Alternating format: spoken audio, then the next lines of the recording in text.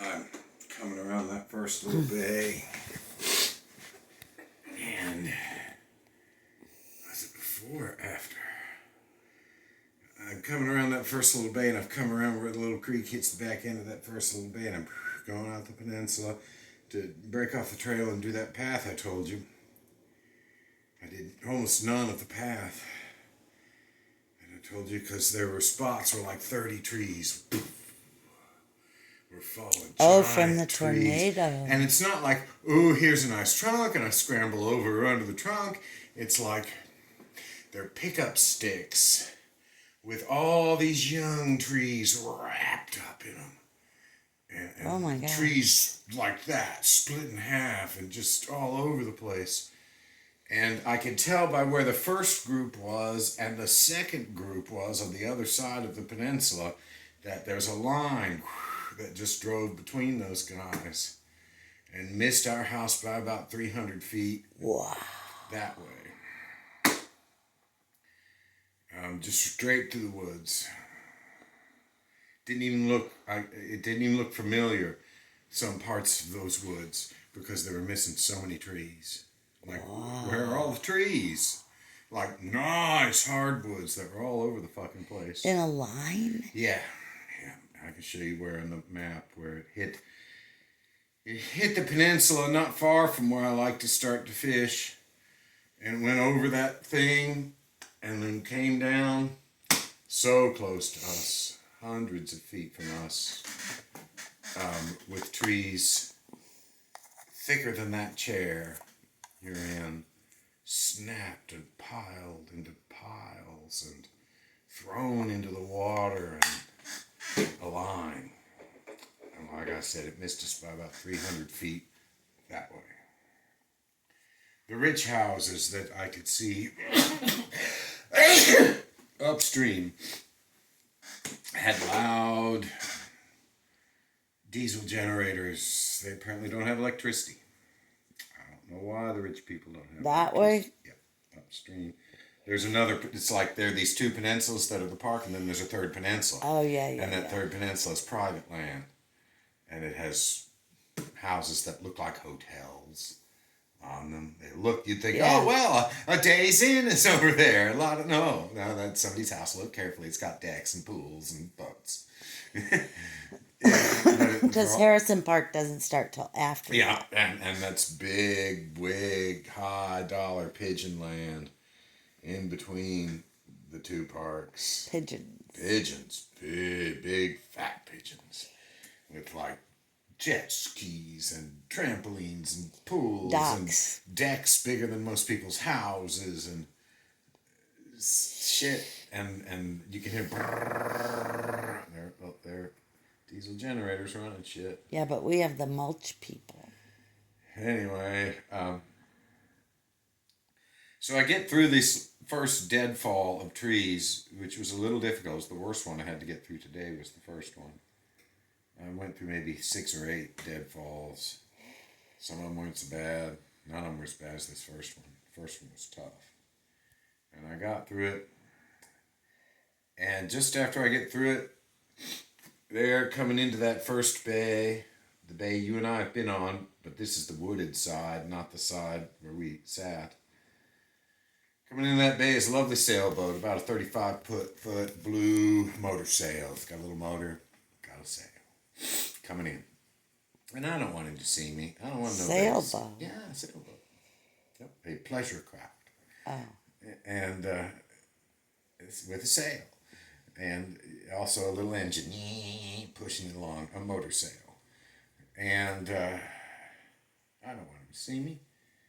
And so he doesn't see me. I make him not see me. And I continue on my way, and I get to that first point that's at the mouth of the bay on the other side of the side you and I have been on. And I telling myself as I'm getting, well, you can kind of see me. The Rangers can. There is a Ranger truck way over there. But they're just guarding the gate, and it's just one. But I want to go about 100 feet past this point around the corner where you're in the woods, and then I'll sit and have a drink of water. And I get about 100 feet past it, and I sit down, and I hear, You could have heard it from here if you just stepped outside. And I thought, boy, that little boat is just back there playing with its emergency signals and stuff for fun. And then a mouth comes on. This is Booker T. Washington. And I can hear these words. And I'm in the woods. This is Booker T. Washington State Park.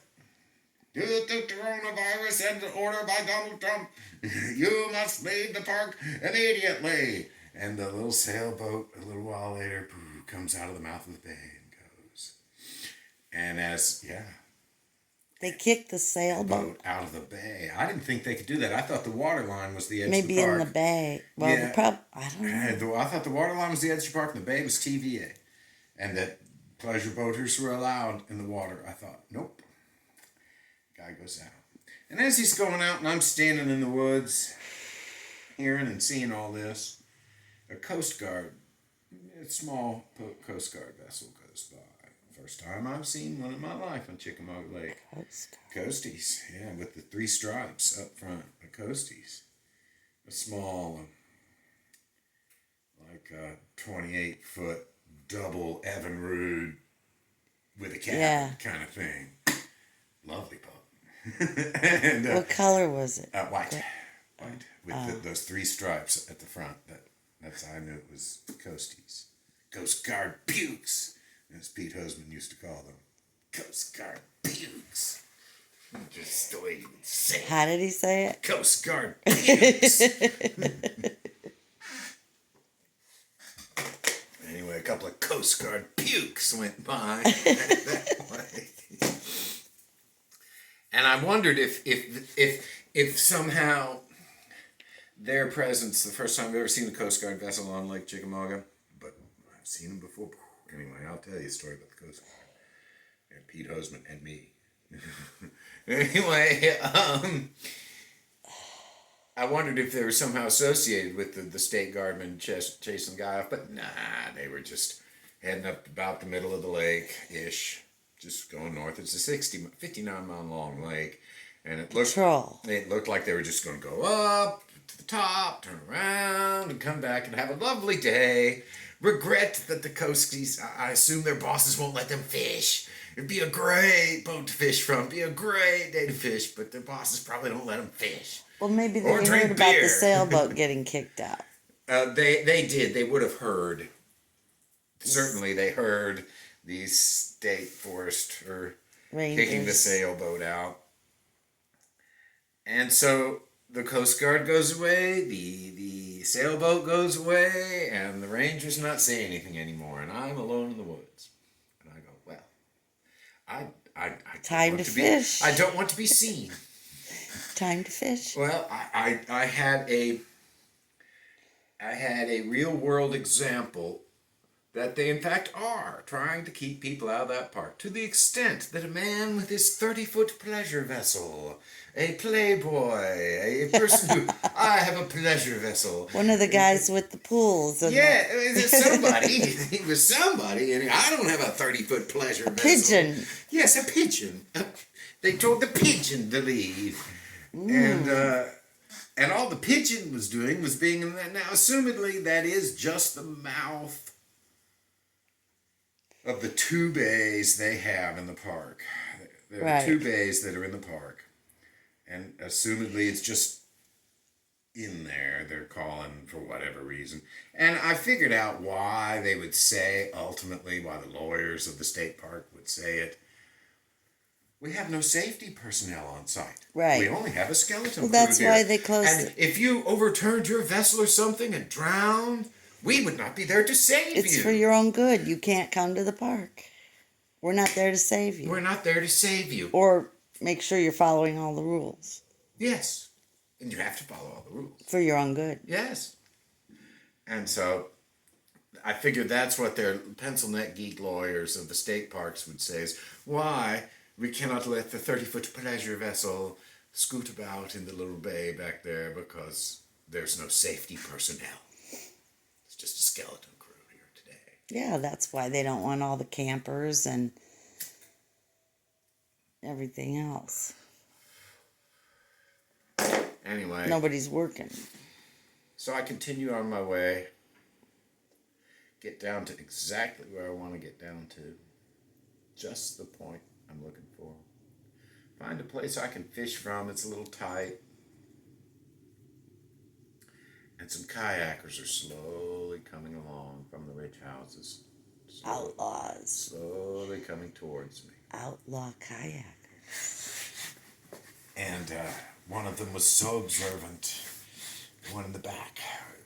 They were beautiful people. They were like young-looking old people with sharp chins and three healthy-looking old, young-looking men in their beautiful, fancy kayaks.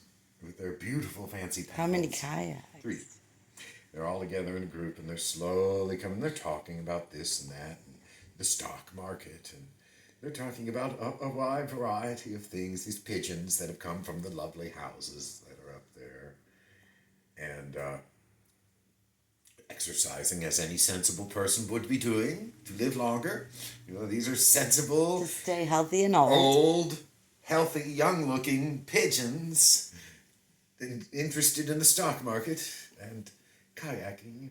While they exercise. Yes, Taking in the air. yes. And one of them, the one in the back, was talking about there's an owl nest, and he was identifying it specifically, and it wasn't a hawk nest, and he could tell you why it was an owl nest. And he's talking about this shit, and I'm just there in the bushes, in the dark, staring at them going by me. Maybe 5 feet farther away from me than the back wall. So close. Wow. Not the first wall, the back wall. Maybe 5 feet farther than that total distance. And I'm not at the shore yet. I'm not where I'm going to fish yet. I'm in the woods. And we're that close. And Mr. Observant never sees me. And they go on by talking about Donald Trump. They didn't like Donald Trump. The good-looking, old, young-looking, rich people. Yuppie. Didn't look. Yuppie pigeons. Pigeons. Health pigeons. Yuppie. Whatever you call them. I mean, if you could have just seen them. Their necks were firm. Their chins were sharp. They had all the best equipment. And they were just speaking about things. And I could tell all that. 40-year-olds with good jobs. No, 60-year-olds. Well, 60-year-olds. down here it's hard to tell. Good-looking 60-year-olds. Healthy, fit 60-year-old men. Like me. Well, healthy, fit 60-year-old men with sharp jaws and non-sagging jowls. And White nothing like collar. that. No, these guys were rich by our standards. Well, okay. Yeah, I know. $2,000 kayaks with their $500 super Kevlar paddles and their lovely zip-up things on, and they're just going about their business, talking about the stock market and owl nests and things. And they take forever. They come by slowly, and they're observing everything except me. And they go on their way. And I'm sitting there just observing things, because already I've seen the Coast Guard, I've heard the state park guy yelling through a bullhorn at a pleasure craft coming in to the bay, and now that these old young-looking guys come by. So I'm there in the shadows, there at the edge of my little point, by the edge of the cliff where I'm going to fish. And way up around the corner, about a half a mile away, a bass boat comes in. And they're fishing along, and I don't want nobody to know I'm there, because anybody could say, well, I happen to know it's against the law for you to be in that park. Yeah. I'm calling the authorities now. Yeah, policing each other. Uh-huh.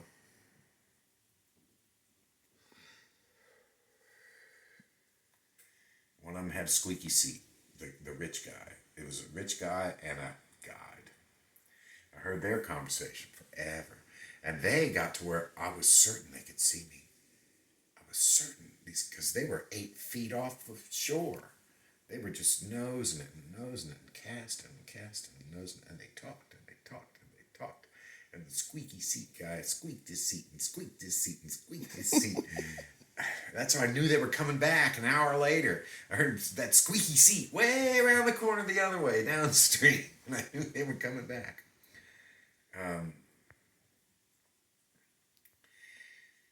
The guy driving the boat was apologizing to the guy being driven that he couldn't be his guide because this other group had offered him like $300 to be another guide on another day.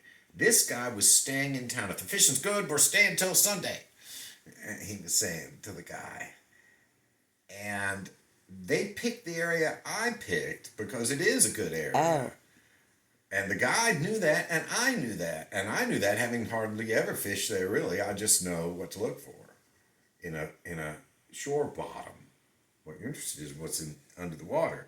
And I can tell by the way that point comes out, being that the point continues under the water, and there's a deep drop-off right there. And so you've got shallow water, a point, and a deep drop-off, and that's where you want to fish. He knows that better than I. And so he brought the rich guy there. The rich guy, kind of fat, with his Izod collared shirt on, and his hat, and his glasses. And they talked and talked and talked about stuff. The rich guy was thinking of staying till Sunday if the fishing was good. The young guy taking him around in the bass boat was apologizing that he couldn't be his guide Sunday or Saturday because these other people were offering him $300 to be their guide. So he's a Chickamauga fish guide. And they just talked about various things, and I just listened to them and stayed real still. There was 2 spots where where I just couldn't believe they didn't see me. And they didn't. And they finally went around the corner, and I thought, those kayakers are coming back, just like they did the other day. They go down, turn around, they come back. And that fisherman might come back. He might want a second pass on all this. The kayakers never came back, so they may have been going to another pigeon nest. Like coming from one group of pigeon nests to another pigeon nest that way downstream, rather than what I saw the other day, which was down and then back to the pigeon nest upstream. And sure enough, though, the squeaky seat guy came back with his tour guide, taking him around the lake, and they were still talking. And I had to hide from all that. And then when that was finally over, I was in between the 2 groups of total of 5 people passing me. In between that and the squeaky seat guy coming back, I ate my lunch and everything. I said, well, I'm not fishing right now. I might as well eat my lunch now, here in the shadows, under a hemlock tree, hidden pretty well by the edge of the lake. Don't eat the hemlock. Well, I don't know. I did not eat the hemlock. And I did. And then I finally got into fishing. I got about an hour or 2 of fishing in total. And I wanted to leave earlier than I normally leave. I usually wait till it's dark, and then I leave. Because in the evening is a good time. It's like the morning. It's a good time to fish. And fish jump from me to you. Here I am fishing. A fish jumps that far off. And then more of that always happens in the evening to me. The fish start jumping around me. Neener. They do it. I promise you. Smart fish dinner. Every day I haven't caught fish in the evening. Fish are jumping right there. Just right there. And good sized fish. They're jumping. They're getting flies and stuff that are landing on the top of the water.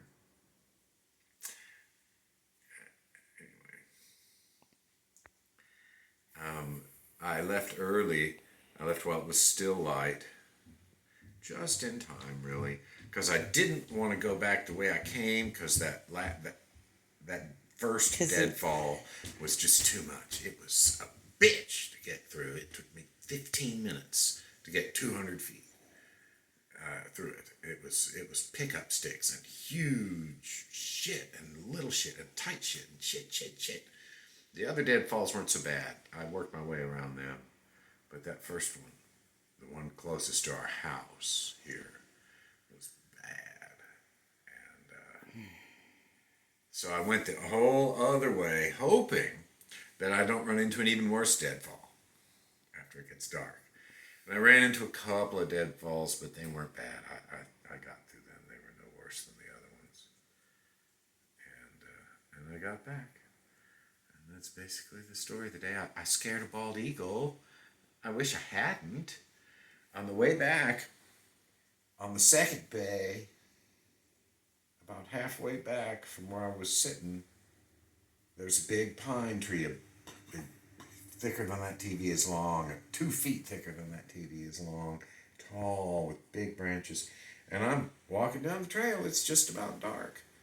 And I hear, and I look up, and there's an eagle coming out of that tree where he had tried to roost for the evening and saw me on the trail, 70 feet below him.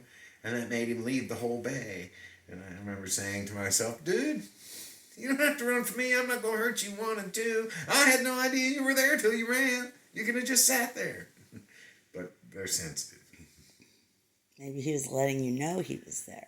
Well, we really fucked the eagles up for a long time. They're afraid of people. And, They should be. well, we're okay to them now. We don't do a thing to them now except get their feet tangled up in fishing line and stuff. And it's just laying around. I picked up some more fishing line, got it out of a tree, and do a little acrobatics to get Maybe this it was fishing. your old fishing. No, this had a big black worm on it. I kept the worm and the jig head. I've got the line. It was all stuck in a tree way up on the edge of the shore where I was fishing. Where somebody had been fishing from a boat and got stuck in the tree and just left it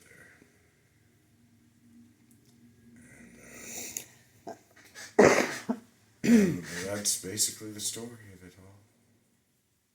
That was a good fish story. I came back in the dark, but it was no problem. The only thing I was worried about was deadfalls, just making it a bitch. And they didn't. They were pretty simple little deadfalls on that trail on the way back. But here, let me show you. Let me show you how close it came to our house.